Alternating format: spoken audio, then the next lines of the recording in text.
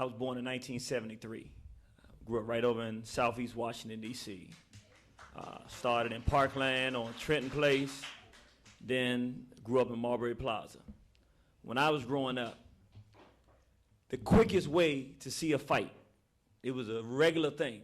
We knew it was going to be a fight if a black male uttered the word B to a black female. Because I'm talking about 5th grade, 6th grade, I remember the fights. Right. Because the minute that word came out of your mouth against a black woman, she was calling her uncles, her brothers, her cousins, and somebody had to pay for that.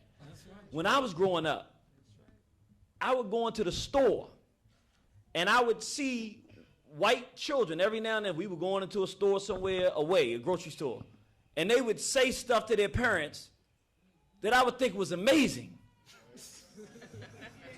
So I would look at my mother, and she would look, go ahead, try it.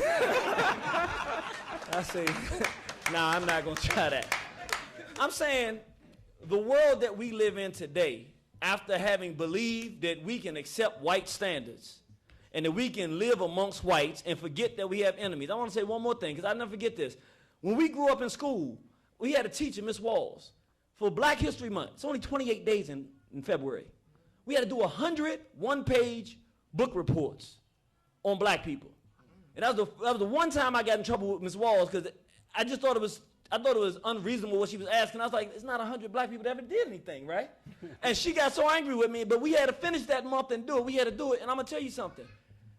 They used to always say, I said, why we got to do this, Ms. Walls? It's impossible. She said, because you have got to be twice as better as them in order to achieve something. Right. So the idea was planted in our mind. We got enemies. We got people that hate us, and it's going to be a fight out here. Now, I didn't know who it was then, but I know who it is now. What I'm saying is, when we were separated, I was in an all-black school with all black teachers. The idea of preparing us for the real world that we were going to have to face was real. Right.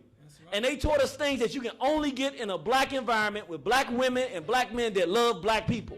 That's right. Ever since we done forgotten that we have enemies, we done become the worst reflection of African black people in the history of the world, because we are acting like the very thing that we claim to be trying to fight, the oppressive, demonistic white behavior that is the most ugliest, uncivilized, filthy, thank you, bro, I needed that word, I was looking for it, degenerate behavior you can imagine. And unfortunately, and everybody here knows what I'm talking about, there was a time when certain behavior would happen. Somebody killed their babies. We knew it was some crazy white folks. That's right. Somebody raped a bunch of children and had a sex ring. We know it was some crazy white folks. And now the same ugly things that we hated white supremacy for yesterday, we have become a reflection of, because we have forgotten the responsibility to do what Brother Garvey taught us, Most Honorable Elijah Muhammad taught us, and all the freedom fighters. We got to fight these white folks and be ourselves.